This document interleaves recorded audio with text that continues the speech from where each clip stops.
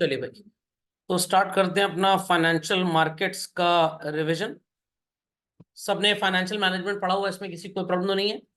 चलिए, तो financial markets के नोट्स लोग ओपन कर लें और स्टार्ट करते हैं इसका रिवीजन बच्चों। तो भाई, फर्स्ट एंड फॉरमोस्ट आपको ये पता होना चाहिए that what is meant by the word market. So market is a place जहां पे दो तरह के लोग आपको मिलते हैं। One is called as children sellers and others are called as what, buyers. तो सेलर्स मार्केट में किस लिए प्रस्तुत करते हैं अपने आप को? एवरीबडी मस्ट बी नोइंग, सबने इकोनॉमिक्स पढ़ा हुआ है। To maximise their profits. और बायर जैसा जंतु किस लिए बाजार में आता है चिल्ड्रन? टू मैक्सिमाइज सेटिस्फैक्शन, जिसको इकोनॉमिक्स की भाषा में क्या बोला जाता है? यूटिलिटी। तो बायर और सेलर का ये जो गठबंधन होता है, ये जो इंटरेक्शन होता है, this interaction is a system and that system is known as what, market. अब मार्केट अलग अलग टाइप्स की होती है बच्चों। जहां पे कुछ सामान कुछ सेवाएं बेची जाती हैं, that is called as goods market. जहां पे so called land labour capital entrepreneur बेचा खरीदा जाता है, that is called as factors market. और जब हम बात करते हैं चिल्ड्रन सर्विसेज की, तो इसमें एक बहुत इंपॉर्टेंट सर्विस हमारे सामने आती है, service of so called insurance, service of so called money and related items. Services are of many other types as well. तो जिस बाजार में आपको मनी से रिलेटेड सर्विसेज का आदान प्रदान सेलर्स और बायर्स करें children, that market is called as what, financial market basically. I hope so ये बात सबको समझ में आ गई। तो जिस मार्केट में पैसे का लेन देन होता है, आप उस मार्केट को क्या बोलते हैं? Financial market. और ये मार्केट बच्चों दो पार्ट्स में डिवाइडेड होती है। और इन दो पार्ट्स का मतलब क्या होता है? बड़ा ही सिंपल कॉन्सेप्ट है, इसको समझना ध्यान से सुनिएगा। That market which deals in short term financing is known as money market children, and that which deals in long term raising and borrowing and collecting of funds is called as what, capital market। तो जहां पे आपका पैसा साल भर के अंदर ही invest होकर वापस आ जाए, you will be calling it as money market basically. और जहां पे लॉन्ग टर्म हो, प्रैक्टिकली स्पीकिंग कभी ना वापस आए, जैसे इक्विटी शेयर के केस में, या 15-20 साल में वापस आ जाए, जैसे प्रेफरेंस शेयर और डिबेंचर्स के केस में, that market is called as what, capital market. कितना ज्ञान इसलिए दे रहा हूं, जैसे इकोनॉमिक्स में आपसे क्वेश्चन आंसर्स पूछे जाते हैं जहां पे अपना थॉट प्रोसेस आपको देना होता है, वैसे ही बिजनेस स्टडीज में भी आ सकते हैं बच्चों। Got it clear? तो ये दो तीन बातें आई होप सो सबको क्लियर हो गई।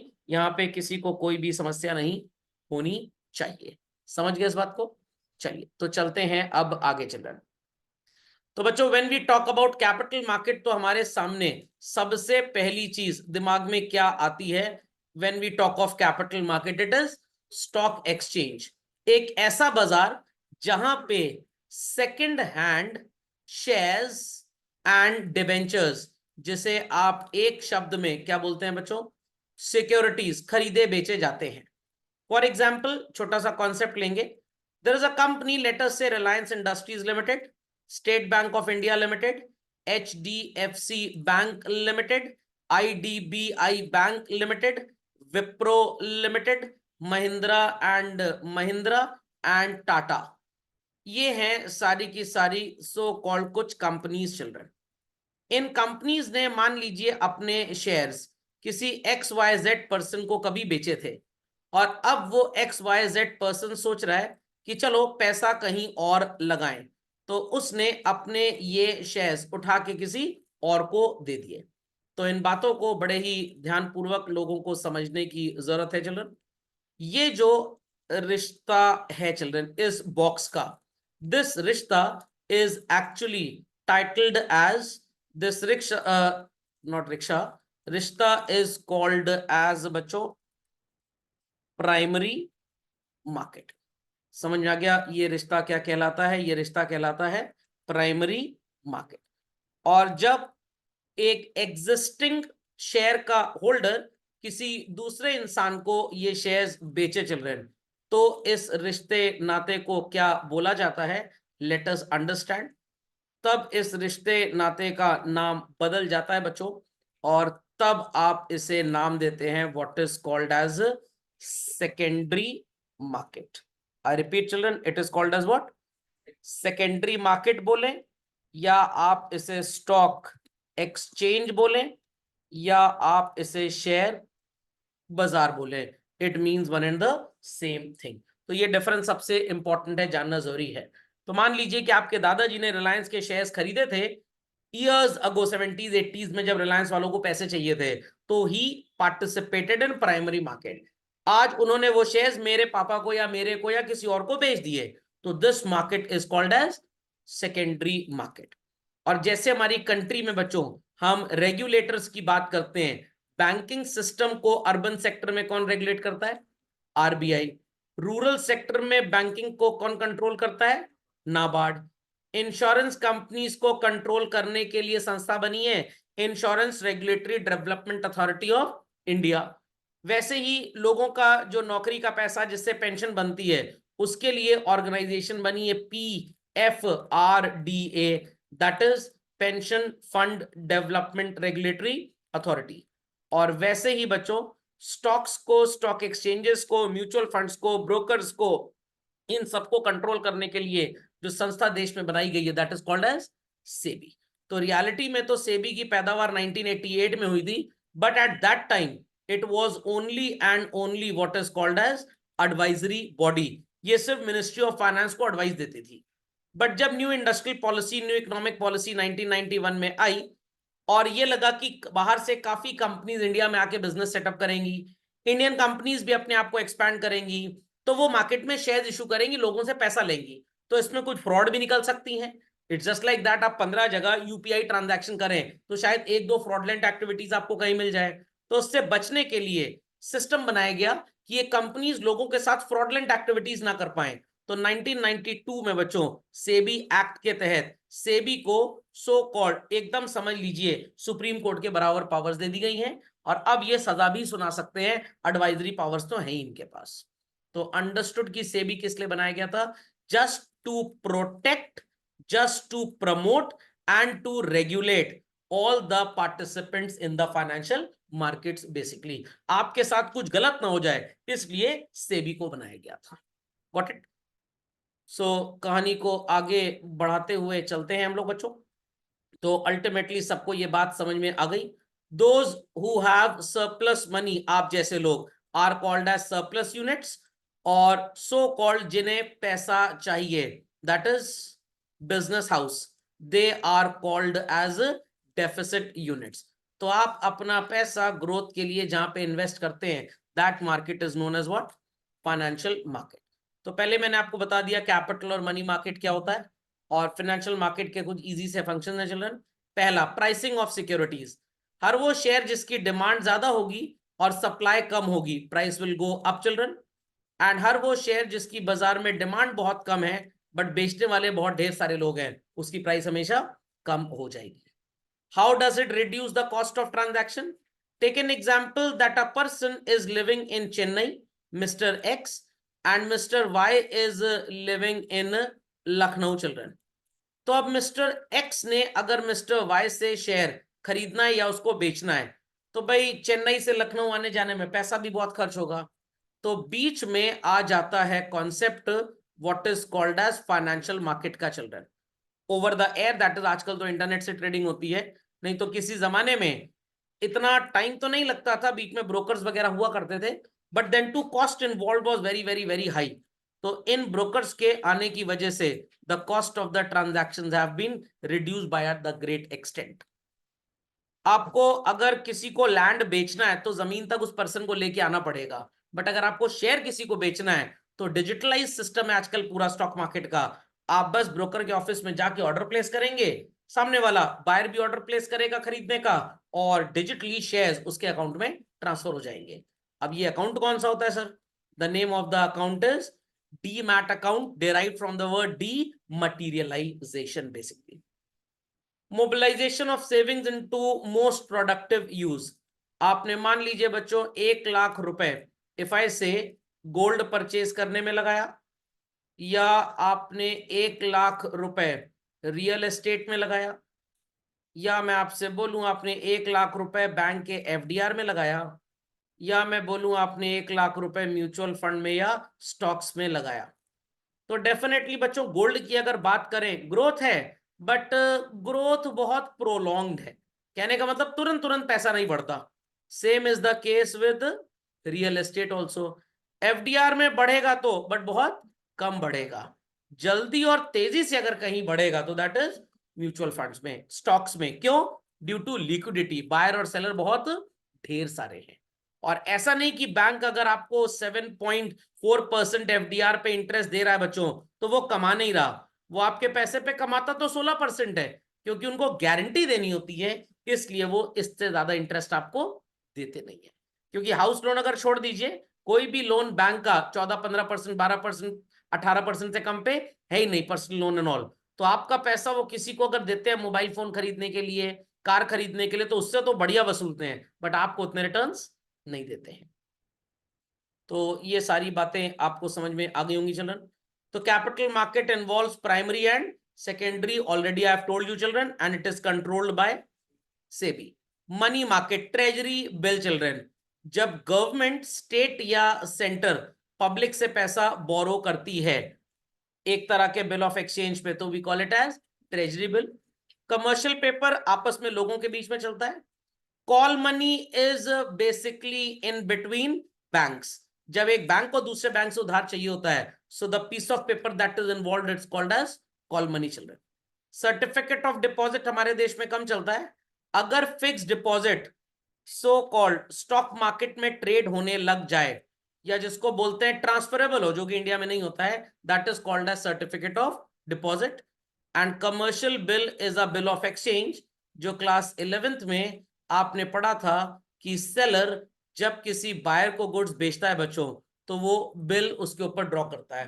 That bill is known as commercial bill और ट्रेड बिल चिल्ड्रन। समझ में आ गया? और ये मार्केट रेगुलेट कौन करता है? Ultimately it is RBI. In between they are banks, life insurance companies and all that. So ये कहानी तो सबको क्लियर हो गई।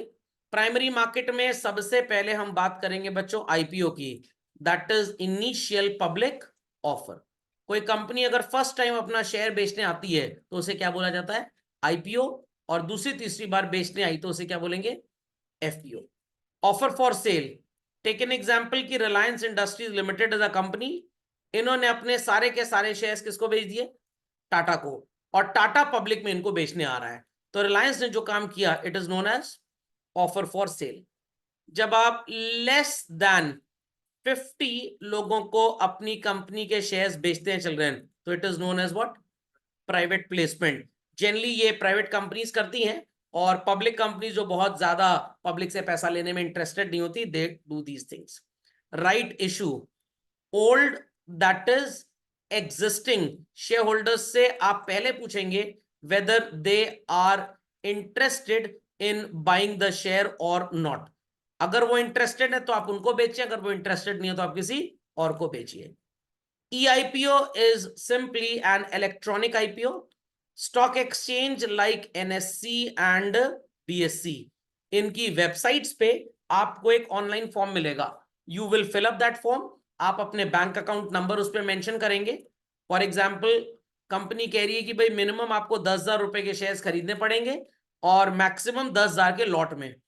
आपने 2 लाख रुपए शेयर्स खरीदने के लिए एप्लीकेशन भर दिया बच्चों।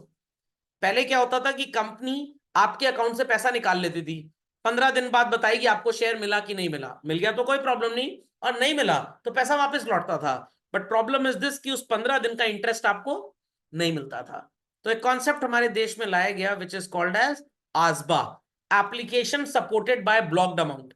यहां पे स्टॉक एक्सचेंज या बैंक जो भी कंसर्न इन्वॉल्व है, वो बता देगा आपके बैंक को कि इन्होंने 2 लाख रुपए के शेयर्स की एप्लीकेशन फाइल की है।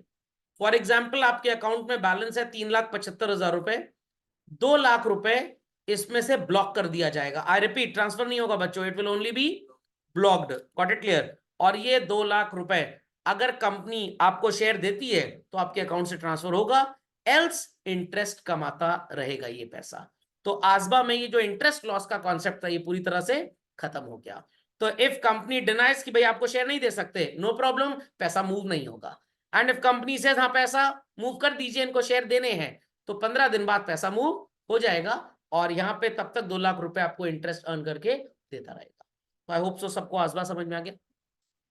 चलिए, सो मनी मार्केट मैंने आपको बता दिया children, these are money market instruments. Call money in between bank चलता है, टाइम पीरियड इज 1 से 15 दिन। सर्टिफिकेट ऑफ डिपॉजिट 91 टू 365 डेज। ट्रेजरी बिल 14 दिन से 64 दिन।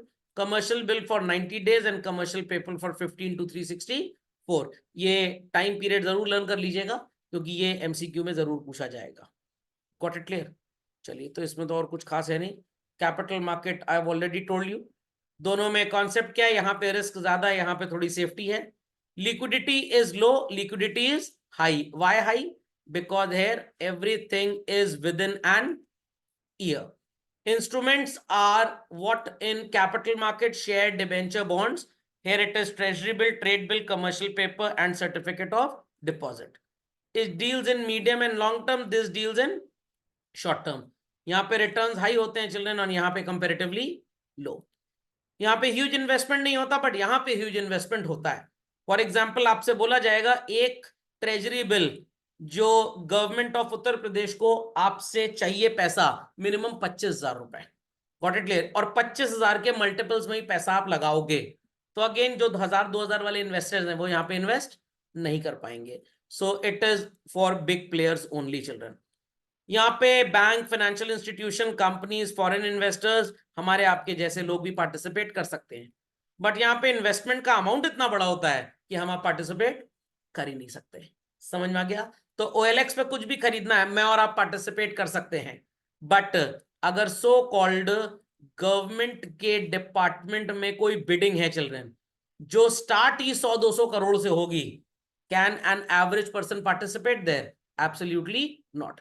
मिलिट्री वालों ने स्क्रैप बेचना है, 5 करोड़ रुपए सो कॉल्ड उसकी बेस प्राइस है, उसके ऊपर जितने में बोली लग जाए। सर इस स्क्रैप में क्या आता है? पुरानी cars and all that, machinery वगैरह ये सब। तो बड़े कबाड़ी पार्टिसिपेट कर पाएंगे, इंडिविजुअल लोग पार्टिसिपेट नहीं कर पाएंगे। What it? इसीलिए आपने मनी मार्केट रियल लाइफ में अपने जीवन में बहुत कम महसूस की होगी चिल्ड्रन। शेयर वगैरह तो हर दिन नजर आता रहता है, टीवी में न्यूज आती रहती है, मार्केट बढ़ गया, घट गया, एवरीथिंग, बट मनी मार्केट का ऐसा न्यूज नहीं आता क्योंकि पब्लिक डोमेन से बहुत दूर रहता है। What it clear? तो टायर की तो ढेर सारी दुकानें नजर आती, कार के, स्कूटर के, बाइक के टायर की। क्या हवाई जहाज के टायर की ढेर सारी दुकानें नजर आती हैं? बिल्कुल भी नहीं।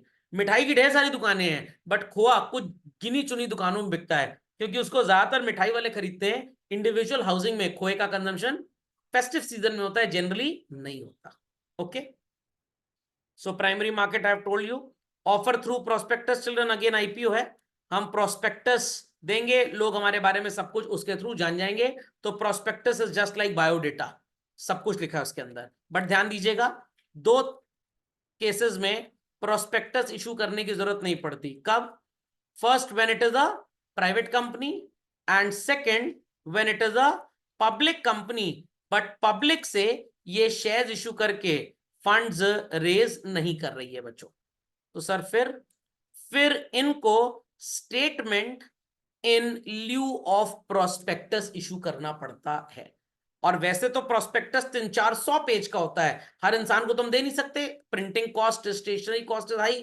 तो लगभग 10-20 पेज का एक बनाया जाता है children, what is called as abridged summarised prospectus, वो आपको दिया जाता है। और वो भी सॉफ्ट कॉपी मिलती है आपको, हार्ड कॉपी नहीं मिलती, कंपनी की वेबसाइट से डाउनलोड कर सकते हैं। ऑफर फॉर सेल मैंने आपको बताया, कंपनी अपने शेयर्स को ब्रोकर्स के थ्रू किसी को बेचेगी और अल्टीमेटली वो नई कंपनी, सो कॉल्ड, जैसे मैंने बोला रिलायंस ने अपने शेयर टाटा को बेच दिए, टाटा आगे आईपीओ क्रिएट करेगा। टाटा का मन वो बाजार में आईपीओ बेचे चाहे ना बेचे, उससे कोई फर्क नहीं है। जैसे किसान या तो रिलायंस और XYZ इन सब कंपनीज को अपनी फसल बेचे, या कोई किसान फूड कॉर्पोरेशन ऑफ इंडिया को पूरी फसल बेच दे। अब फूड कॉर्पोरेशन ऑफ इंडिया आगे रिलायंस को बेचे कि सस्ते गल्ले की दुकान पे सप्लाई करे, इससे किसान से लेना देना नहीं है। ये इसलिए करते हैं बिकॉज जो प्राइमरी कंपनी होती है वो फ्लोटेशन कॉस्ट को मीट अप नहीं कर पाती बच्चों। प्राइवेट प्लेसमेंट बता दिया मैंने आपको, 50 से कम होते हैं generally. Right issue told, EIPO have been told. Stock exchange, अगर आपने कभी बच्चों अमेजॉन में कुछ खरीदा हो तो आप इस बात को महसूस कर पाएंगे किसी एक पर्टिकुलर प्रोडक्ट का क्या एक ही सेलर होता है चिल्ड्रन? नो, मल्टीपल होते हैं, बट 200-400 नहीं होते, इक्का दुक्का। प्राइस लगभग सेम ही रहता है, 2-4 रुपए का फर्क हो तो डिफरेंट हो सकता है। तो वैसे ही stock market is a place जहां पे आपको सेलर्स नजर आएंगे। कौन होते हैं sellers? Who already hold the securities, shares या डिवेंचर्स। और आपको कौन नजर आएंगे चिल्ड्रन? बायर्स। कौन होते हैं बायर्स?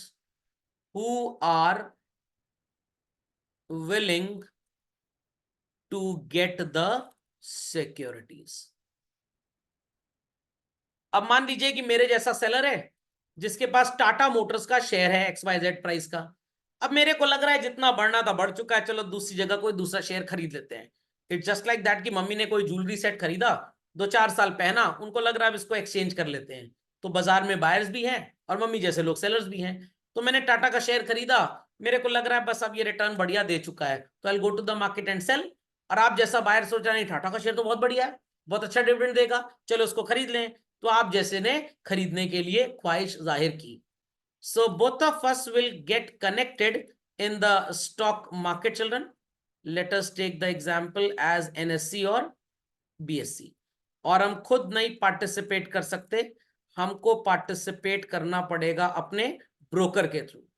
तो आपको स्क्रीन पे SX और BX नजर आ रहा होगा, ये लोग ब्रोकर होते हैं चिल्ड्रन। तो सेलर जो होगा वो बेचने का सौदा लगवाएगा और बायर जो होगा वो खरीदने का। तो I will say to my broker कि मेरे को शेयर बेचना है, बायर कहेगा हमें शेयर खरीदना है। जिस प्राइस पे हमने अग्री किया, लेटेस्ट से 1840 रुपए पे, तो आप इसी प्राइस पे अगर खरीदने को तैयार है और मैं बेचने को तैयार हूं, तो मेरा आपका सौदा उस दिन हो जाएगा। इस पर्टिकुलर डे को स्टॉक मार्केट में क्या बोला जाता है? T day, that is trading day children. Thereafter stock exchange से बच्चों ये इंफॉर्मेशन फ्लोट होती है, और ये कहां तक जाती है ध्यान से सुनिएगा। क्लियरिंग कॉरपोरेशन तक ये इंफॉर्मेशन जाएगी बच्चों। स्टॉक एक्सचेंज सो कॉल्ड कल की तारीख में जिस डे को हम बोलते हैं व्हाट, T+1 डे, ये इंफॉर्मेशन कहां पे भेज देगा? क्लियरिंग कॉरपोरेशन के पास, जिसको पहले हम NSCCL बोलते थे, अब इसका नाम NCL हो गया है, नेशनल क्लियरिंग कॉरपोरेशन लिमिटेड। तो उसके बाद जो डेटा स्टॉक एक्सचेंज से क्लियरिंग कॉरपोरेशन में गया, उसके अप्रूवल के लिए सो कॉल्ड क्लियरिंग मेंबर दोनों के होंगे, ब्रोकर X के भी और ब्रोकर Y के भी। ये लोग भी इंफॉर्मेशन देंगे और इंफॉर्मेशन ऊपर से भी आ रही है। और ये इंफॉर्मेशन बच्चों एक ट्रेड नंबर के थ्रू दी जाएगी। किसके थ्रू दी जाएगी? ट्रेड नंबर के थ्रू। तो मेरा आपका जो भी ट्रांजैक्शन हुआ NSE BSE कहीं पे भी, वो ट्रेड नंबर NSE BSE भी क्लियरिंग कॉर्पोरेशन को देगा और क्लियरिंग मेंबर भी देंगे। अब आप पूछेंगे सर ये ब्रोकर और क्लियरिंग मेंबर अलग अलग लोग होते हैं कि एक ही लोग होते हैं? हो सकता है कि आपके स्कूल का इंफ्रास्ट्रक्चर बहुत बड़ा है, समझ में आ रही बात, तो स्कूल पढ़ा भी रहा है और सो कॉल्ड अपने यहाँ क्वेश्चन पेपर्स को डिजाइन करवा रहा है। बट छोटा स्कूल है तो पढ़ा तो रहा है, बट क्वेश्चन पेपर का जेरोक्स बाहर से करवाता है। तो डिपेंड करता है ब्रोकर के पास पैसे कितने रिस्क झेलने के। तो स्टॉक एक्सचेंज आपको लाइसेंस देता है कि आप ब्रोकर भी बनिए, लोगों की बाइंग सेलिंग भी कराइए और बाद में उनका हिसाब किताब भी क्लियर करिए। तो अगर आप बड़ा काम करना चाहेंगे तो सिक्योरिटी ज्यादा देनी पड़ेगी, छोटा काम करना चाहेंगे तो सिक्योरिटी कम। सिर्फ क्लाउड किचन खोल लिया, टेक अवे रेस्टोरेंट है, तो लाइसेंस फीस कम है। प्रॉपर बैठा के लोगों को खाना खिलाना और पैक करके भी फूड देना है तो लाइसेंस फीस ज्यादा है, समझ में आ गया? बैंक्वेट चलाना है तो लाइसेंस फीस और ज्यादा है, होटल खोलना है तो लाइसेंस फीस और ज्यादा है, क्योंकि रिस्क ज्यादा होगा उस केस में, तो लाइसेंस फीस बढ़ती जाएगी। इट्स जस्ट लाइक दैट कि ग्राउंड फ्लोर का घर है, छोटा प्लॉट है तो हाउस टैक्स कम है, 4 फ्लोर की बिल्डिंग है तो हाउस टैक्स ज्यादा है। Got it clear? तो ये इंफॉर्मेशन T+1 डे पे जाएगी। There after children T+2 day पे क्या होगा? यहां से इंफॉर्मेशन दो आइडेंटिटीज को दी जाएगी। एक आइडेंटिटी होगी डिपॉजिटरी और दूसरी आइडेंटिटी होगी चिल्ड्रन बैंकर्स। सर इनका क्या काम होगा? क्योंकि आपके शेयर डीमैट अकाउंट में पड़े हुए हैं और पैसा कहां पड़ा है चिल्ड्रन? बैंक में पड़ा हुआ है। तो सेलर के डीमैट अकाउंट से शेयर माइनस और बायर के डीमैट अकाउंट में शेयर प्लस बैंक में पैसा पड़ा है बायर के, तो बायर के बैंक अकाउंट से पैसा माइनस और सेलर के बैंक अकाउंट में पैसा प्लस। समझ में आ गया? ये काम होता है T+2 डे पे। बट 25 फरवरी 2023 से इंडिया दुनिया का दूसरा ऐसा देश बन चुका है जहां पे ये पूरा काम children so called T+1 day पे खत्म हो जाता है। Got it clear? तो जो काम हम T+1 पे कर रहे हैं वो हम T डे पे ही करने लग गए हैं, या आप बोल सकते हैं T+2 वाला काम भी T+1 पे ही होने लग गया। बट अभी ये हर कंपनी के शेयर के साथ नहीं हुआ है, क्योंकि हजारों कंपनीज हैं, अभी मैक्सिमम कंपनीज में काम चल रहा है। तो जो टॉप 50 कंपनीज है उसमें सेटलमेंट पहले T+2 पे होता था, T+1 पे ही होने लग गया है। और इस सिस्टम को बोलते हैं बच्चों रोलिंग सेटलमेंट। अगर ये काम मंडे को हुआ, ये ट्यूसडे को हुआ, तो ये कब होगा? वेंसडे को। ये काम अगर ट्यूसडे को हुआ चिल्ड्रन, तो ये कब होगा? वेंसडे को। और ये कब होगा? थर्सडे। ये काम अगर वेंसडे को हुआ तो ये कब होगा बच्चों? थर्सडे। और ये कब होगा? फ्राइडे। ये काम अगर थर्सडे को हुआ तो ये कब होगा? फ्राइडे। और ये कब होगा? नहीं, सैटरडे नहीं होगा, सैटरडे संडे मार्केट बंद रहता है, तो ये कब होगा? मंडे। ये काम अगर फ्राइडे को हुआ चिल्ड्रन, तो T+1 वाला काम कब होगा? मंडे को। और ये वाला काम फिर कब होगा चिल्ड्रन? ट्यूसडे को। तो people understood what is rolling settlement? Rolling settlement की कहानी सबको समझ में आ गई भाई? पक्का? चलिए, तो contributes to economic growth. How? लोग पैसा लगाते हैं ज्वेलरी वगैरह हर जगह में, बट यहां पे पैसे की जो लिक्विडिटी है बहुत भयंकर है, रिटर्न्स भी बहुत हाई है children. Got it clear? Gold में 100 तरीके की चीजें, मेकिंग चार्जेस दीजिए, आपको घर में स्टोर करना है तो चोरी का खतरा है, बैंक में स्टोर करना है तो लॉकर के चार्जेस हैं, लैंड खरीदा, किसी जमीन भू माफिया ने एक्वायर कर लिया, चलो उसको छुड़वाते रहो। तो so called these are the problems basically. Plus stock market के इन्वेस्टमेंट्स में कितने लोगों को जॉब मिलता है, यहाँ पे ब्रोकर के ऑफिस में जॉब मिलेगा, डिपॉजिटरी में जॉब मिलेगा, बैंक में जॉब मिलेगा। लिक्विडिटी एंड मार्केटेबिलिटी, मैं एक छोटा सा एग्जांपल पूछ रहा हूं चिल्ड्रन।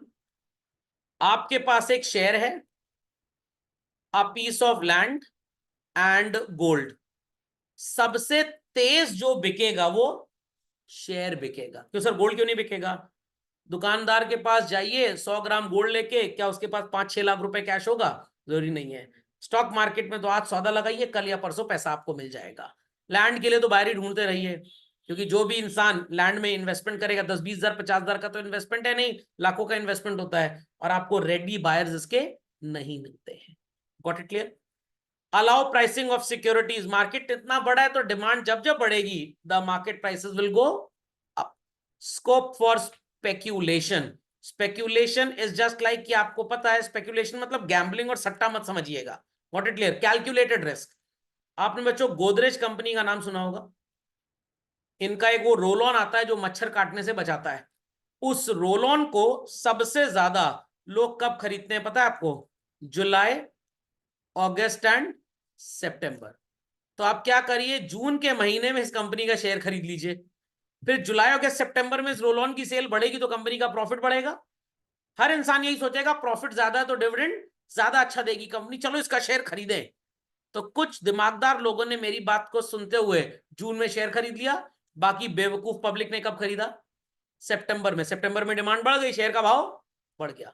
नवंबर आते आते मच्छरों का प्रकोप कम हो चुका है, तो आपको अक्टूबर में इस कंपनी का शेयर बेच देना है।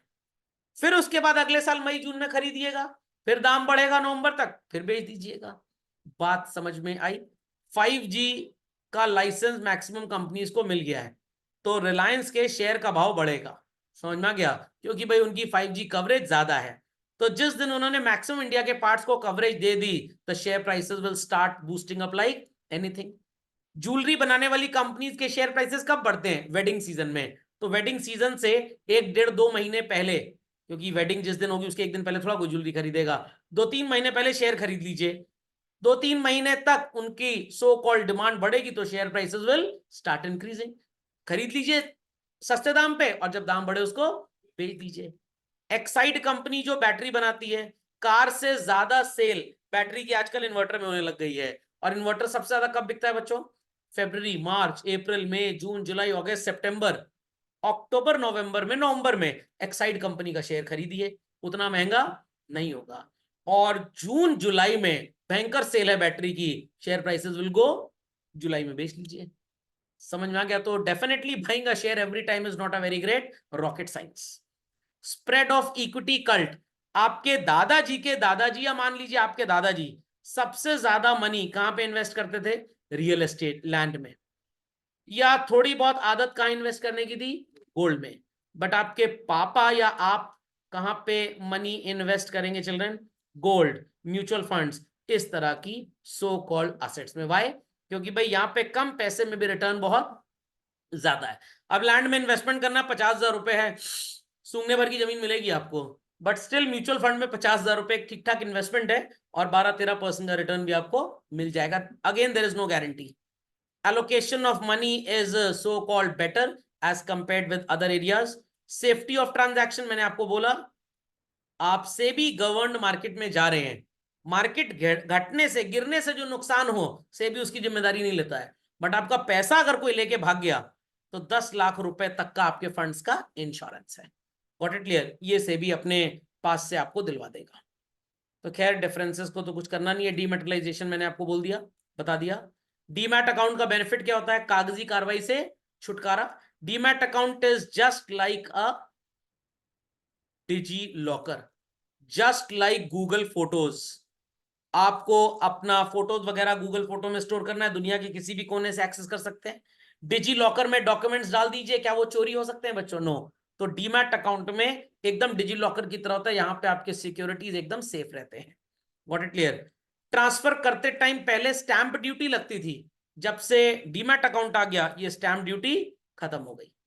पहले कंपनी बोलती थी कि आपको minimum 100 share, minimum 10 share, minimum 1 lakh रुपए, 20,000 रुपए के शेयर खरीदने ही खरीदने हैं। अब ऐसा नहीं है, जब से डीमैट अकाउंट आ गया you can even bye a single share of a company. Children, increases liquidity. पहले क्या होता था कि जब डीमैट अकाउंट नहीं होते थे, मेरे घर में शेयर सर्टिफिकेट पड़ा है, मैं आज ब्रोकर के पास गया, मैंने कहा भाई मेरे को ये शेयर बेचना है, आपने बोला हाँ मेरे को खरीदना है, अब डील हो गई हमारी।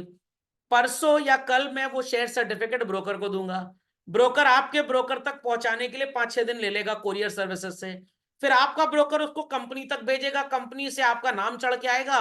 ये पूरा प्रोसीजर होने में बच्चों पुराने जमाने में कम से कम 30 दिन लगते थे। और जब तक आपके पास शेयर आएगा नहीं कि आप आगे बेच सकते हो, पता लगा शेयर का भाव भी बीच में बढ़ रहा है बट आपके पास है ही नहीं, तो आप बेच ही नहीं पाएंगे, तो चाह के भी आप मुनाफा कमा नहीं सकते थे। स्पीड तेज हो गई कोरियर एंड पोस्टल सर्विसेज की, देन टू इस पूरे प्रोसेस में कितना टाइम लगता था? 15 दिन। और आज मैंने आपको बताया कितना टाइम लगता है चिल्ड्रन? T+2, बट काफी कंपनीज के लिए T+1 हो चुका है। Got it? Foreign investors India आते हैं क्योंकि जितना बढ़िया इंफ्रास्ट्रक्चर फाइनेंस का वहां पे नहीं, उससे कहीं ज्यादा अच्छा इंडिया में मिलेगा चिल्ड्रन। तो डीमैट अकाउंट कैसे काम करता है ये आपको पता होना चाहिए। आप सबसे पहले एक ब्रोकर के पास जाएंगे और उस ब्रोकर से कहेंगे भाई हमको सो कॉल्ड शेयर्स में बाइंग सेलिंग करनी है, वो कहेगा पहले आपको एक डीमैट अकाउंट खोलना पड़ेगा। अगर वो खुद ये services they they well and good, नहीं तो वो ये सर्विसेज कहीं से आउटसोर्स करेगा, और उस पर्सन का या ऑर्गेनाइजेशन का नाम क्या होगा? Depository participant. तो इंडिया में जितने बड़े बड़े ब्रोकर है चिल्ड्रन, कोटक सिक्योरिटीज हो गया, मोतीलाल ओसवाल हो गया, ये ग्रो ऐप जो ऑनलाइन होता है, जीरोधा एंड ऑल दैट आपने सुना होगा, ऑनलाइन डीमैट अकाउंट आपका खुल जाता है। पैन कार्ड चाहिए, फोटो चाहिए, power of attorney. Power of attorney का मतलब आप अपने ब्रोकर को एक अथॉरिटी दे रहे हैं कि आप अगर बाय के लिए बोलो तो वो ऑर्डर लगा पाए, आप सेल के लिए बोलो तो वो सेल का ऑर्डर लगा पाए। अगर आपके पास ऑलरेडी फिजिकल शेयर्स पड़े हैं तो ये आपको ब्रोकर को देने पड़ेंगे, ब्रोकर उसके ऊपर 2 ट्रांसफर्स लाइन खींचेगा और बीच में छेदा करेगा उस स्टैंप, वो जो पंच मशीन होती है, ताकि आपके सर्टिफिकेट्स का डुप्लीकेशन ना हो पाए। इन सर्टिफिकेट्स को बच्चों भेज दिया जाएगा रजिस्ट्रार ऑफ कंपनी के पास, रजिस्ट्रार ऑफ कंपनी इसको डिस्ट्रॉय करके भेजेगा सो कॉल्ड NSDL या CDSL, national securities depository limited, central depository services limited. NSDL को इंडिया में बनाया था नेशनल स्टॉक एक्सचेंज ने, और CDSL को बनाया था बॉम्बे स्टॉक एक्सचेंज ने। जस्ट लाइक दैट आपकी ईमेल आईडी गूगल पे भी हो सकती है, रीडिफ मेल पे भी हो सकती है, जिस पे चाहे उसको बना लो। तो आप अपना so called depository account NSDL में भी ओपन कर सकते हैं एज वेल एज CDSL में भी, दोनों ही बढ़िया तरीके से काम करते हैं। जैसे अगर आपको पैन कार्ड बनवाना है इंडिया में, UTI सर्विसेज लिमिटेड या NSDL, दो अथॉरिटीज इंडिया में है जो central board of direct taxes के बिहाफ पे लोगों का पैन कार्ड बनाती है। जैसे आपके घर में पानी, या तो बोरिंग अपनी करवा लीजिए और या तो सरकारी नल का कनेक्शन ले लीजिए, तीसरी जगह से आपको पानी महीने में 2 बार, साल में 2 महीने मिलेगा बस, बरसात से। ओके, तो अगर आपके पास शेयर सर्टिफिकेट ऑलरेडी है तो उनको पंच करके कैंसिल किया जाएगा और आपको सो कॉल्ड एक डिजिटल नंबर दे दिया जाएगा आपकी सिक्योरिटीज के लिए। समझ में आ गई बात? देयर आफ्टर जब आप शेयर्स कंपनी से आप खरीदेंगे, कंपनी आपसे पूछेगी फिजिकल सर्टिफिकेट चाहिए या डीमैट में लोगे। मतलब अगर मेरे को किसी को 100 रुपए देने हैं तो मैं बोलूंगा भाई गूगल पे कर दो, नोट निकाल के दो, तो कहेगा जैसे आपकी मर्जी। अगर वो बोलेगा नोट निकाल के दीजिए, तो मैं कहूंगा फिर उसमें तो चार्जेस लगे ना, क्योंकि मेरे को नोट को जेब में रखना पड़ेगा, सरकार नोट छापेगी। वो दिन दूर नहीं जिस दिन सरकार बोलेगी गूगल पे करना है तो 100 रुपए आप पे करेंगे तो 90 ही कटेगा आपके अकाउंट से, बट अगर फिजिकल नोट किसी को देना तो 100 का 100 ही लगेगा, क्योंकि आपने सरकार का प्रिंटिंग का खर्चा बचाया। आएगा ऐसा समय भी, नॉट टू वरी। तो अगर आप कहते हैं नहीं डीमैट में शेयर दे दो, जैसे सीबीएसई की मार्कशीट, सीबीएसई कह रहा है भाई 2450 रुपए एग्जाम फीस है, जो लोग डिजी लॉकर में मार्कशीट लेंगे उनकी एग्जाम फीस सिर्फ 2000 होगी।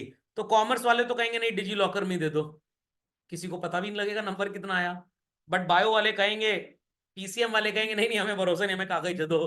तो 450 आपसे क्यों एक्स्ट्रा लिया जा रहा है भाई? मार्कशीट के लिए कागज रहेगा, पेड़ कटेगा, कागज बनेगा, छपाई होगी, इंक का खर्चा। समझ में आ गया? नहीं समझ में आएगा? Got it clear? और आने वाले टाइम पे सीबीएसई बोल सकता है डिजिटली एग्जाम देना है अगर ऑन स्क्रीन एग्जाम तो 1000 फीस है, लिख के देना है तो 2000। समझ में आ गया? 2000 वाले में आपका पेपर 3 घंटे का होगा और 1000 वाले में आपका पेपर भी 2 घंटे का होगा। ये भी सर बेटर ही है कम से कम। तो जब डिजिटल मार्कशीट आपको मिलेगी, आप किसी भी कॉलेज में सिर्फ अपना सो कॉल्ड लिंक दे दीजिए, मार्कशीट वो डाउनलोड कर लेंगे। तो अब आपको कंपनी को बताना पड़ता है you want the shares in demat form या फिजिकल फॉर्म में चाहिए। तो अगर फिजिकल फॉर्म में लेंगे तो there are charges, demat form में लेंगे तो there are no charges. Got it? तो यहाँ T+2 लिखा है settlement period, but now it has come to T+1। बट मेरे हिसाब से शायद एनसीईआरटी में आज भी T+2 ही लिखा हुआ है। तो इलेक्ट्रॉनिक ट्रेडिंग या स्क्रीन बेस्ड ट्रेडिंग क्या होती है आपको पता होनी चाहिए, बता देता हूं फिर से। किसी जमाने में स्टॉक मार्केट में एक रिंग होती थी, अगर आपने वो अभिषेक बच्चन की स्कैम मूवी देखी हो, या 1992 करके एक मूवी आई थी, स्कैम आई थी ना, हाँ, तो उसमें ब्रोकर बनते हैं, तो बीच में चिल्ला चिल्ला के ट्रेडिंग करते थे, बट वहां पे उसमें बड़ी धांधलेबाजी होती थी, आपने कुछ बोला ब्रोकर ने कुछ सुना एंड ऑल दैट। तो इस सिस्टम को खत्म करके electronic screen based trading system कर दिया गया। पहले ब्रोकर क्या होता था, फोन पे बात करता था। मान लीजिए मैं ब्रोकर हूं, इलाहाबाद में बैठा हूं और आप मुंबई में हैं, किसी पर्टिकुलर कंपनी लेटेस्ट से रिलायंस का शेयर 40 रुपए का है, और आप ओवर द फोन मेरे को बता रहे हैं कि शेयर कितने का है 48, और मैं और कलाकार निकल गया और अपने क्लाइंट को बता रहा हूं शेयर कितने का है 60, मतलब 40 का शेयर क्लाइंट को कितने मिल रहा है 60 में मिल रहा है। आपको तो नहीं पता रियलिटी में भाव क्या चल रहा है। तो ये बड़ी धांधलेबाजी होती थी। तो उसके बाद सोचा गया कि भाई ऐसा स्टॉक एक्सचेंज इंडिया में बनाया जाए कि ये सब प्रॉब्लम्स खत्म हो जाएं। तो बच्चों किसको पैदा किया गया? नेशनल स्टॉक एक्सचेंज को। And this was the first stock exchange in the world, India में नहीं वर्ल्ड में, जहां इलेक्ट्रॉनिक इंटरनेट ट्रेडिंग स्टार्ट की गई इन द ईयर 1990। इनकी पैदावार तो 92 की है, बट शेयर्स की ट्रेडिंग 94 में स्टार्ट हुई थी, डिबेंचर पहले स्टार्ट हो चुका था। Got it clear? तो स्क्रीन पे दाम नजर आ रहा है, अब आपको कोई ब्रोकर चीट नहीं कर पाएगा। तो ब्रोकर का कोई नुकसान नहीं हुआ। पहले 40 का माल 60 में बेचता था, तो आप एक शेयर खरीदते थे, अब जब 40 का 60 में हो सकता है आप 2 शेयर खरीद लें जब सेम भाव में आपको मिले। Got it? क्योंकि आपको तो उतना पैसा खर्च करना ही करना है। एफिशिएंसीज इंक्रीज्ड, मार्केट में लिक्विडिटी और ज्यादा आ गई। बताया ना पहले 15 से 30 दिन लगा करते थे शेयर ट्रांसफर होने में, now it is very very very quick children. Single trading platform, मैं इसका नाम लिख देता हूं, आपको आपकी नॉलेज के लिए पता होना चाहिए। नेशनल स्टॉक एक्सचेंज का जो सॉफ्टवेयर है जिसपे ट्रेडिंग होती है children, that is NEAT, national exchange for automated trading. और बॉम्बे स्टॉक एक्सचेंज का जो software that is BOLT, Bombay online trading system. तो स्क्रीन बेस्ड ट्रेडिंग सिस्टम समझ में आ गया सबको? चलिए, डीम्यूचुअलाइजेशन क्या होता है? ईयर्स अगो चिल्ड्रन, जब स्टॉक एक्सचेंजेस चलते थे तो स्टॉक एक्सचेंज को मैनेज करने वाले लोग होते थे, स्टॉक एक्सचेंज को ओन करने वाले लोग होते थे, और वहां पे बाइंग एंड सेलिंग कराने वाले लोग होते थे। तो अगर मैं इंडिया में सबसे पुराने लोगों की बात करूं तो देयर वर 16 पीपल जिन्होंने native stock broker association Mumbai में खोला। यही 16 लोग इसके मालिक भी थे, यही यहाँ पे काम धाम संभालते थे बच्चों, और यही ट्रेडिंग करवाते थे। मतलब मेरा ही स्कूल, मेरे ही रिश्तेदार वहां पे टीचर, तो ऑब्वियस सी बात है मेरे परिवार के बच्चों को तो एडवांटेज मिलेगा ही मिलेगा। बट क्या ये अच्छी सही बात है? ये अनजस्टिफाइड टॉक है। तो सेबी ने सोचा कि भाई ये तो गड़बड़ चल रहा है, ये तीनों बातें यही 16 लोग मैनेज करते थे।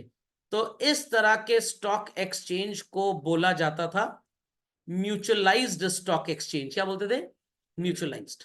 देर आफ्टर सोचा समझा ये गया कि भाई जिन कंपनी से इन 16 लोगों को घूस मिलती थी, ब्राइब मिलती थी, ये उन कंपनीज को काफी प्रमोट करते थे जिनमें इनका फायदा होता था, ये बाकियों को प्रमोट नहीं करते थे। समझ में आ गई बात? तो सेबी ने कहा ये नहीं चलेगा, डिसाइड कर लीजिए कि आप यहां के मालिक बनेंगे, या आप स्टॉक एक्सचेंज को मैनेज करेंगे, या सो कॉल्ड आप यहां पे ट्रेडिंग कराएंगे। सारा काम एक इंसान नहीं करेगा। तो सो कॉल्ड अब सोचा गया कि भाई सबसे ज्यादा मुनाफा तो ट्रेडिंग में है, तो 16 के 16 ट्रेडर बन गए।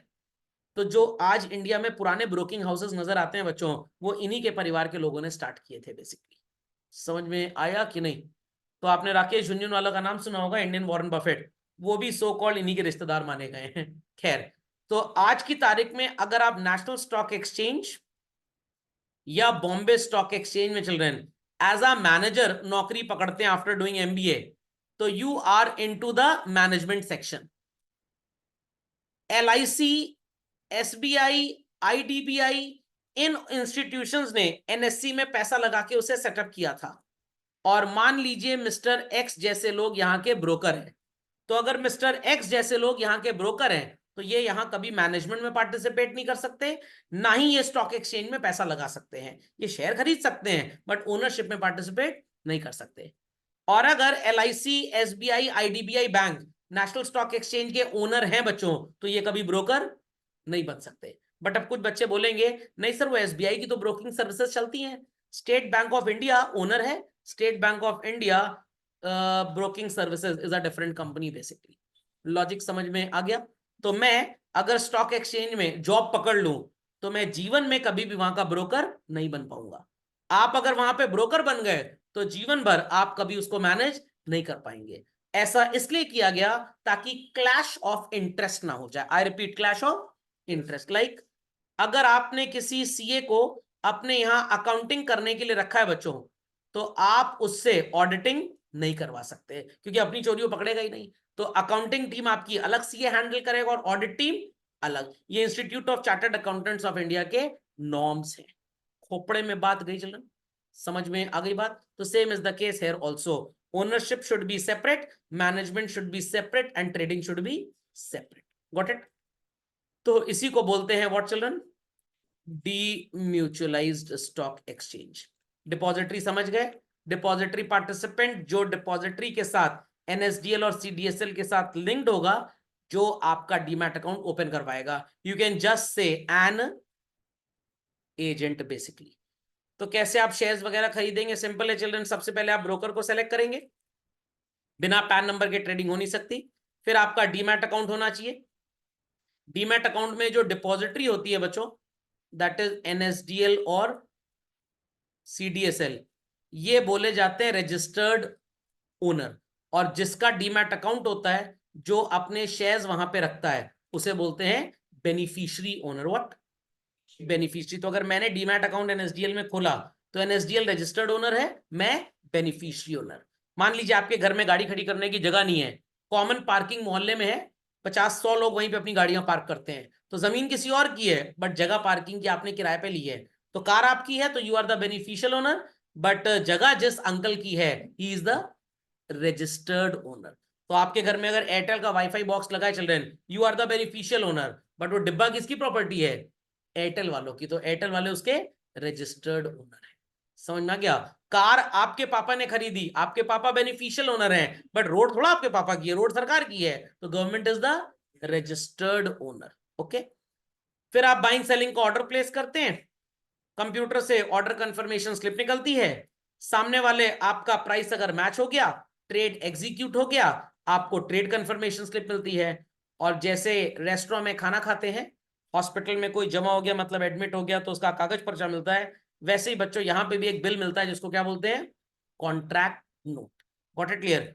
कॉन्ट्रैक्ट नोट में लिखा होता है ट्रेड नंबर क्या है, किस टाइम पे बाइंग हुई, कितनी क्वांटिटी बाय की या सेल की, किस प्राइस पे बाइंग हुई या सेलिंग हुई, what is the total value, security transaction tax कितना लगा, एंड फाइनली रजिस्टर्ड पर्सन का सिग्नेचर। एक तरह का बिल होता है, आपने दिन भर में जितने ट्रेड किए सब का सो कॉल्ड डिटेल्ड डिस्क्रिप्शन कहां पे मिलेगा आपको, कॉन्ट्रैक्ट नोट में।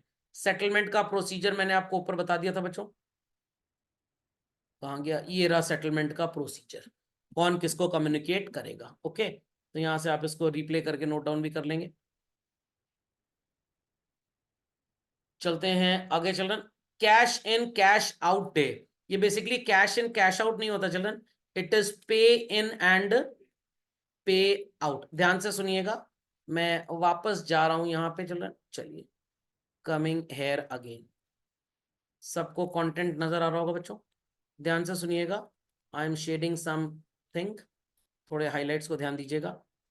यहां पे सेलर के अकाउंट से शेयर्स निकल गए और यहां पे बायर के अकाउंट से पैसा निकल गया, visible to all, I hope सो।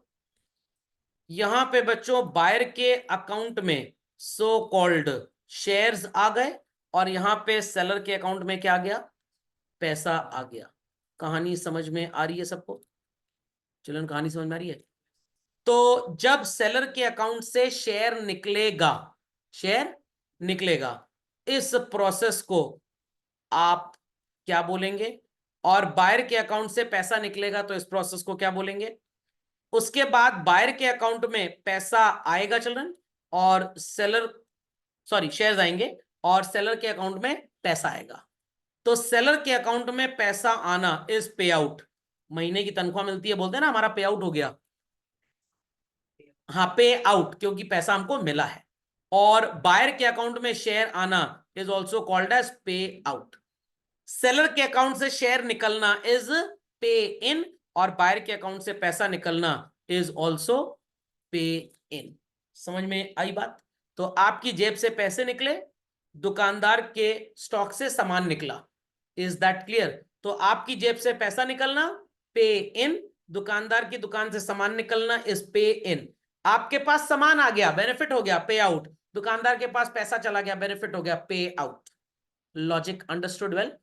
तो फिर से सुन लीजिए बात को, कंफ्यूजन जरा भी नहीं होना चाहिए। डिपॉजिटरी सो कॉल्ड शेयर्स किसके अकाउंट से निकालेगी बच्चों, सेलर के अकाउंट से, और अपने पास रख लेगी, पे इन, पे इन। बैंक पैसा निकालेगा बायर के अकाउंट से और अपने पास रख लेगा, पे इन। फिर वो पैसा बैंक किसको दे देगा, सेलर को, और डिपॉजिटरी शेयर किसको दे देगी, बायर को, पे आउट। तो बायर से लेना पैसा और सेलर से लेना share is known as what children, pay in. Buyer को सो कॉल्ड शेयर दे देना और सेलर को पैसा दे देना इज कॉल्ड एज व्हाट, पे आउट। बात समझ में आ गई सबको, क्लियरली अंडरस्टूड? तो मान लीजिए कि भाई आप किसी के बर्थडे में गए, ठीक है, और वो आपकी एज के नहीं थे, पापा की एज के थे। आपने गिफ्ट पकड़ा, बर्थडे पार्टी में पहुंचे, आपके पापा ने कहा लो बेटा गिफ्ट दे दो, अंकल को दे दे। तो आपसे गिफ्ट किसने लिया, पापा ने, और किसको दे दिया, अंकल को। तो आपसे पापा के पास गिफ्ट जाना इज नोन एज पे इन, और पापा के पास से अंकल के पास गिफ्ट जाना इज पे आउट। बात समझ में आई कि नहीं आई? तो ये बड़े कंफ्यूजिंग टर्म्स होते हैं, बच्चे पे आउट को पे इन समझ लेते हैं और पे इन को पे आउट समझ लेते हैं। Logic understood? तो मैंने अमेजोन से कुछ खरीदा, मेरे बैंक अकाउंट से पैसा गया बट अभी अमेजोन को मिला नहीं। अमेजोन के गोदाम से सामान निकला बट अभी मेरे को मिला नहीं। तो ध्यान दीजिएगा बच्चों, मेरे बैंक अकाउंट से पैसा निकल के एक बक्से में रखा हुआ है, एक बक्से में रखा है, ये पे इन है। अमेजोन के गोडाउन से सामान निकल के ट्रक में रखा है, ये भी पे इन है। मेरे को सामान मिल गया, पे आउट, और अमेजोन को पैसा मिल गया सो कॉल्ड उस बक्से से जहां मेरे बैंकर ने रखा था, पे आउट। Logic understood well? पे इन पे आउट समझ गए सब लोग? चलिए so let's proceed further. Contract note मैंने आपको बता दिया, सेबी बता दिया, सेबी क्या काम करता है ये भी आपको बता दिया बच्चों, समझ में आ गई बात। To regulate the stock exchange, protect the right, prevent malpractices, कुछ घपला गड़बड़ी काफी स्टॉक एक्सचेंज में चलती रहती है, बड़े कलाकार टाइप के लोग हैं। मान लीजिए 100 ब्रोकर्स के साथ मैंने सेटिंग कर ली कि सब लोग कंप्यूटर पे मेरी कंपनी का दाम बढ़ा बढ़ा के लगाओ, जिससे लोगों को मार्केट में नजर आएगा मेरी कंपनी का शेयर प्राइस बढ़ रहा है, लोग खरीदेंगे शेयर, और दाम बढ़ेगा, उसी में हम खेल कर जाएंगे, समझ में आ गया, हम अपना शेयर बेच लेंगे, फिर बाद में पता लगेगा नहीं ऐसा कुछ था नहीं, फर्जिफिकेशन था, तो so called share prices will come down, हम वापस से बायबैक कर लेंगे। नहीं समझ में आई बात? पूरे मोहल्ले में हवा फैला दीजिए कि 3 दिन बाद नमक नहीं मिलेगा, सारी दुकानों पे लोग क्या खरीदने पहुंच जाएंगे, नमक खरीदे, नमक का दाम बढ़ जाएगा। आपके दुकान पे भी 100 पैकेट नमक रखा था, बड़े दाम पे बेच दिया, फिर आपने मार्केट में हवा फैला दी, नहीं नहीं ऐसा कुछ नहीं, एवरीथिंग इज नॉर्मल, तो लोगों के पास तो नमक घर में रखा है, वो तो अब खरीदेंगे नहीं, 3-3 6-6 महीने का स्टॉक कर चुके हैं। दुकानदार बेचारों की हालत खराब, जिन्होंने पीछे से स्टॉक मंगवा लिया था थिंकिंग कि नमक कल महंगा बेचेंगे, बट कल दाम अब बढ़ेगा नहीं, बेचारे हाय तौबा कर लिए, नमक का प्राइस कम करना पड़ रहा है दुकानदारों को अपना स्टॉक क्लियर करने के लिए। Understood this? तो in that case what will happen, आपने सस्ते में नमक खरीद लिया। मैं किसी कंपनी का सीईओ हूं, मेरे को पता है कंपनी डिविडेंड बांटने वाली है, 15 दिन बाद पब्लिक को न्यूज मिलेगी, मैंने अपने दोस्त को बता दिया कि भाई तुम शेयर खरीद लो उस कंपनी का, डिविडेंड बटेगा, people will be attracted to buy the share, तो दाम बढ़ जाएगा। Is that clear? तो लोग सो कॉल्ड मेरी बात मान के मेरे दोस्त शेयर खरीद लेंगे, बट ये गलत प्रैक्टिस है, इसको इनसाइडर ट्रेडिंग बोलते हैं। कोई भी ऐसी बात जो पब्लिसाइज होने से पहले कुछ लोगों को मिली और उन्होंने उससे बेनिफिट लिया, और ये ऐसी बात थी जो शेयर प्राइसेस को फ्लक्चुएट कर सकती थी, इस हरकत को इनसाइडर ट्रेडिंग बोला जाता है। पहले हिंदुस्तान में इसके ऊपर कानून नहीं था, अब बढ़िया सजा मिलती है इसके ऊपर। तो यही सब code of conduct and all SEBI बनाता है चिल्ड्रन। तो वी हैव सेबी के प्रोटेक्टिव फंक्शन, इनसाइडर ट्रेडिंग मैंने आपको बता दिया। कोई भी प्राइस सेंसिटिव इंफॉर्मेशन पब्लिक होने से पहले अगर आपको पता लग गई और आपने उससे फायदा कमा लिया, तो so called this is insider trading. Investor protection के स्टेप्स उठाते हैं ये लोग, तो यहाँ पे CUPS का कोड याद रख लीजिएगा। देयर आफ्टर फेयर प्रैक्टिसेस हो मार्केट में, कुछ चालबाजी ना हो, एंड फ्रॉडलेंट और unfair trade practices like price raging, मैंने बताया ना ब्रोकर्स के साथ सेटिंग कर ली जाती है, तो जानबूझ के दाम बढ़ ना पाए, तो पहले से ही सो कॉल्ड सॉफ्टवेयर के अंदर लगा हुआ है एक सर्किट कंट्रोल, जिसको इंडिविजुअल शेयर के लिए बोलते हैं व्हाट चिल्ड्रन, प्राइस बैंड, और सेंसेक्स और निफ्टी का नाम आपने सुना होगा। ये अगर अब नॉर्मल हरकत कर रहे हैं और बढ़ रहे हैं, तो लग जाता है सर्किट ब्रेकर और ऑटोमेटिकली ट्रेडिंग स्टॉप हो जाती है। तो जैसे आपके घर में स्टेबलाइजर लगा होता है, वोल्टेज शूट अप करेगी तो वो इलेक्ट्रिकल डिवाइस को बंद कर देगा, करंट पास ही नहीं करेगा। Understood this? Developmental functions, research and public information, publish करते हैं इंफॉर्मेशन जो पब्लिक के काम की हो। डेवलपमेंटल एक्टिविटीज करते हैं जो विदेशी कैपिटल मार्केट्स में चल रही है, हमारे देश में भी वो हो। नए प्रोडक्ट्स जब मार्केट में आते हैं, जैसे पहले T+2 सिस्टम नहीं होता था बच्चों, पहले 15-15 दिन में सेटलमेंट होता था, फिर वीकली सेटलमेंट T+5 का होने लग गया, फिर घट के T+4 हुआ, फिर T+3, फिर T+2, और अब क्या चल रहा है T+1। और जिस दिन बैंकिंग सिस्टम और भयंकर हो गया चल रहे हैं, आपने इधर एक क्लिक पे शेयर खरीदा, उधर झटाक से आपके बैंक अकाउंट से पैसा कट गया, जैसे आप एमवे पे शॉपिंग करते हो, दैट इज T-डे बेसिकली। तो अभी इंफ्रास्ट्रक्चर डिजिटली जब और स्ट्रांग हो जाएगा तो ये भी होगा। तो इस नए सिस्टम पे काम करने के लिए हमको ब्रोकर्स को ट्रेनिंग भी देनी पड़ती है। What are the regulatory functions? Audit वगैरह स्टॉक एक्सचेंज में किया जाता है, वो जो टर्मिनल चलाते हैं ना स्टॉक ब्रोकिंग हाउस में लोग, उनकी ट्रेनिंग होती है, उनको NISM, national institute of securities market का सर्टिफिकेट लेना पड़ता है, जैसे गाड़ी चलाने के लाइसेंस चाहिए वैसे ही। और अगर आपके पास ये सर्टिफिकेशन नहीं है बच्चों, तो आप सो कॉल्ड इस मार्केट में काम कर ही नहीं सकते। तो बीच बीच में चेक करते हैं स्टॉक एक्सचेंज से आके ब्रोकिंग हाउसेस में लोग कि सर्टिफाइड पर्सन ही टर्मिनल चला रहा है, कोई सट्टेबाजी, कोई गैम्बलिंग, डब्बा ट्रेडिंग तो नहीं हो रही। अब बच्चे कहेंगे सर डब्बा ट्रेडिंग क्या है? डब्बा ट्रेडिंग इज गैम्बल बेसिकली। शर्त लग गई, रिलायंस का शेयर आज 15% बढ़ेगा, मैं कह रहा हूं नहीं 10% बढ़ेगा, चलाओ 1-1 हजार की शर्त लग गई, तो उधर मार्केट कुछ और चल रहा है, हमारा खेल कुछ और चल रहा है। तो कहते हैं ना कुछ लोग क्रिकेट में खेलते हैं और कुछ लोग क्रिकेट पे खेलते हैं। MS धोनी छक्का मारेंगे तो 100 रुपए हम देंगे, नहीं मारेंगे तुम हमको देना। अब धोनी का छक्का पड़े चाहे ना पड़े, वो तो क्रिकेटर्स को इंटरेस्ट होगा, स्पोर्ट्स पर्सनालिटीज को, हमको विनिंग और लूजिंग में इंटरेस्ट है। तो इस तरह का स्पेक्यूलेशन और गैम्बल इंडिया में इलीगल है। Regulate the working of mutual funds, mutual funds कैसे काम करेंगे चिल्ड्रन, ये भी सो कॉल्ड सेबी ही डिसाइड करेगा। Got it. Stock broker, portfolio exchange, under writer कौन होते हैं आपको पता है, जो शेयर बिकवाने की जिम्मेदारी लेते हैं। मर्चेंट बैंकर कौन होते हैं, जो घी तेल बेचते हैं। अरे नहीं भाई, जो बैंक्स बैंकिंग एक्टिविटी के अलावा स्टॉक मार्केट का लेन देन का काम भी करते हैं। मान लीजिए मैंने शेयर खरीदा और मैंने अपने आईडीबीआई बैंक से बोला मेरा पेमेंट कर देना, वो कहेंगे हाँ हमारे पास व्यवस्था है इस चीज की, तो they are called as merchant bankers. अगर कोई कंपनी किसी कंपनी को टेक ओवर करती है तो यहां पे भी सेबी को इन्फॉर्म करना बहुत जरूरी है। अगर कोई फीस वगैरह चार्ज कर रहा है ब्रोकर आपसे, तो अनड्यू फीस नहीं चार्ज कर सकता। Maximum brokerage is 2.5%, but real market में बच्चों आधे % पे ट्रेड हो जाता है। तो अगर आप शेयर खरीद बेच रहे हो 2.5% से ज्यादा कोई ब्रोकर फीस चार्ज करता है, वो भी इलीगल है, आप कंप्लेन कर सकते हैं। एंड इसके लिए देश में कानून भी है, सिक्योरिटीज कॉन्ट्रैक्ट रेगुलेशन एक्ट 1956। तो आई होप सो समझ में आ गई लोगों को बातें।